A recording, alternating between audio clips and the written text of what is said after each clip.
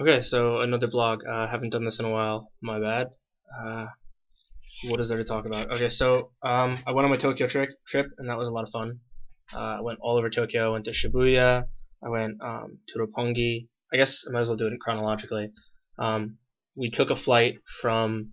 We went from first. We started since I'm at Ritsumeikan. We went from Beppu University. Went down to Kamigawa Station. From Kamigawa Station, we went up to Kisama. Kisama, we went to Kitakyushu, and then we took a flight from Kitakyushu to Haneda Airport in Tokyo. It wasn't that bad. It was pretty cheap. The flight there was about 8,800 yen.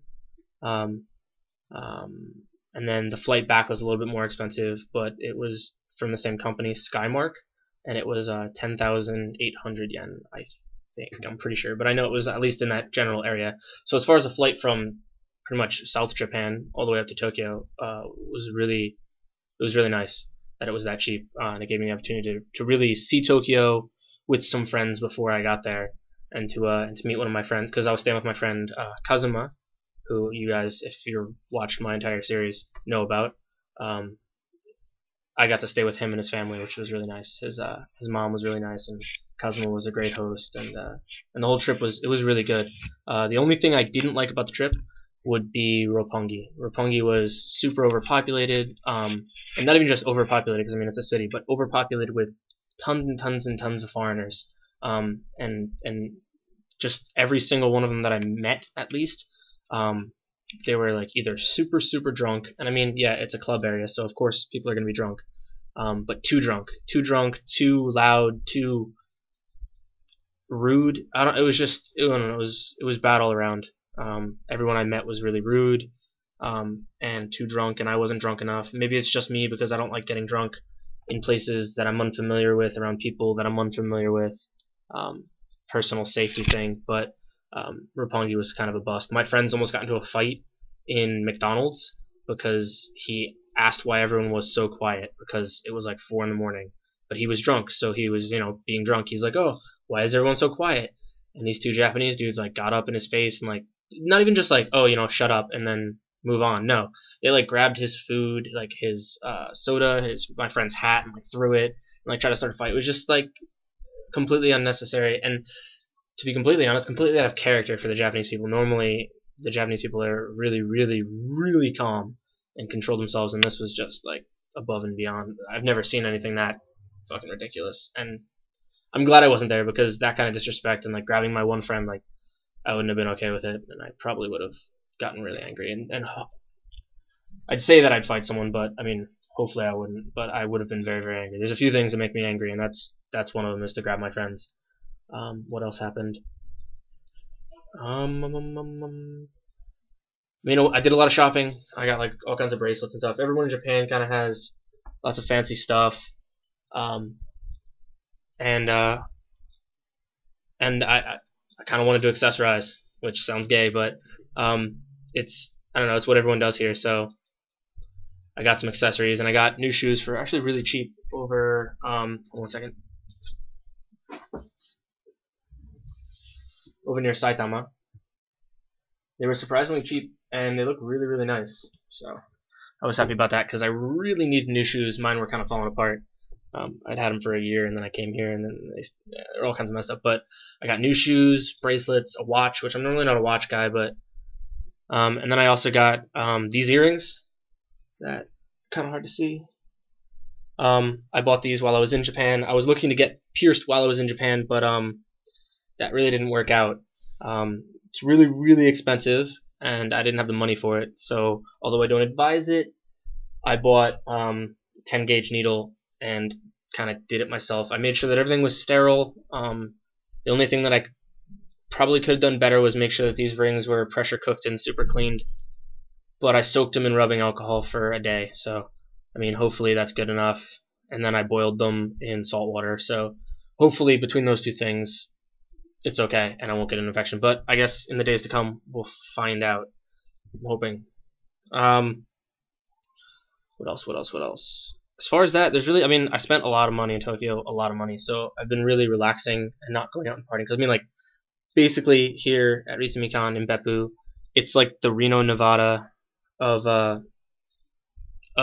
Japan. So there's really not a whole lot to do aside from gambling at pachinko parlors and going out and drinking, going to a snack bar, or going to get a massage.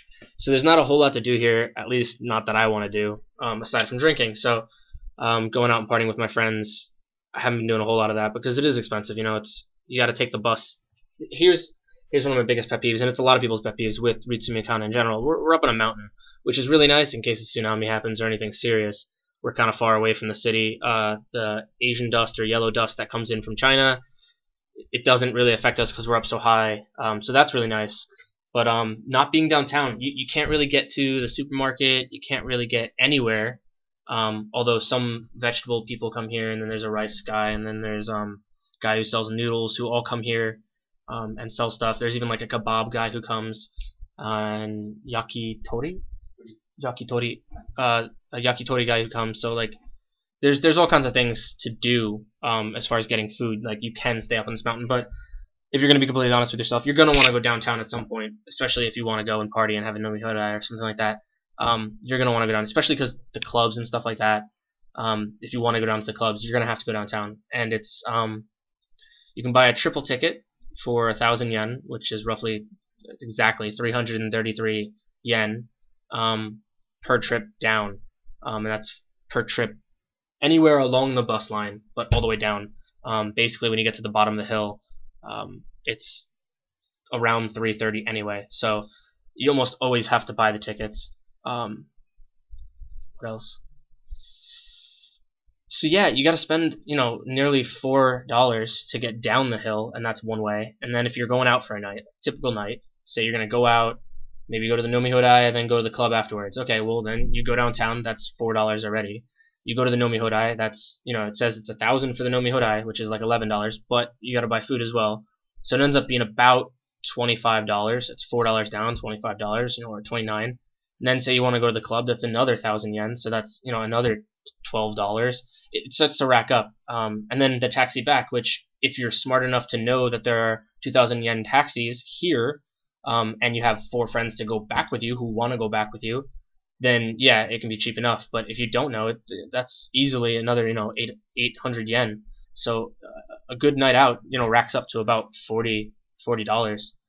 If you really wanted to be cheap about it and just go to a nomi hodai or something like that, then yeah, you can save some money. But one way or another, you're spending about $30 to go out for that night. And when there's not a whole lot to do, going down every night and spending $30, it starts to chip away at your bank account. I know a lot of the students who come here, at least for exchange, they don't really have an opportunity to work. It takes a lot of effort to work a job here. So you have to get your work visa and stuff like that and get approved. A lot of the jobs require you to speak Japanese pretty fluently. And a lot of people who are coming here for 1 month or for the 1 semester, the 4 months, you're not on par with what you need to know in order to get a job and in order to make money. So hopefully you bring a lot. I mean, that's something that I was told by Global Links is like, above all else, pack all your stuff, bring half, whatever clothes you put there, bring half of it and bring twice as much money. And that's definitely holding true. You want tons and tons and tons of money because there's so much to see here, especially if you leave Beppu, and even going to Oita, but even further, like when I was in Tokyo, there was so much to see and do that if I had tons of money, I could have really, really, just had a really, really great time. Aside from just shopping, there was so much to do. And then I feel like on my trip at the end of the semester, when I go, through Kobe, through Osaka, through, all the way back up to Tokyo, and then climbing Mount Fuji, like more money would not be a bad thing. And definitely like give yourself some time too after the semester. If you have the money, give yourself some time to really go see things because there's so much to Japan outside of Beppu. It's not a bad school here. It's a good school if you want to be exposed to many different cultures because there really are a lot of different cultures, a lot of different people from a lot of different cultures. But you also have to be extremely outgoing. Like people will make friends with you, but if you're boring and you don't talk to them, they'll go away. So some of the friends that I made that I just didn't have time for have drifted away, and if I don't make the effort to go talk to them, they're not going to talk to me. So you have to be a bit of an outgoing person, and I guess the 2 things that I learned is to be outgoing, to make as many friends as you can while you're here, and to bring lots and lots of money so that you have plenty to do. because my days have just basically broken down to studying Japanese, going to class, and just hanging out here with some friends who also don't feel like going downtown and spending a lot of money, and then having nomikais here, which it's not bad, it's typical school life, but I guess just don't hype it up to more than you want. And I want to say a special thank you to my mother, who sent me $82, 24 pounds worth of American goods that I was sorely missing, and that I've also been able to share with a lot of my friends, Japanese, Korean, got a friend from Fiji who tried it, friends all over, friends from Switzerland, from France.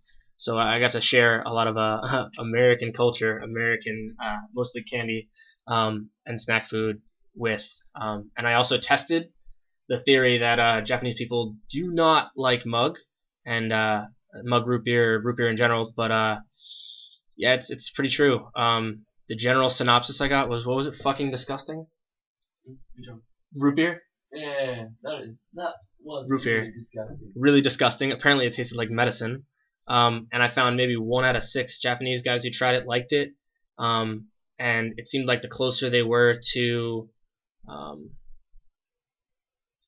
Okinawa, because probably because there's an American military base, so there's probably a lot of American goods there. They get exposed to it, but yeah, it was definitely one of those things that it stood true. Japanese people do not like root beer, majority.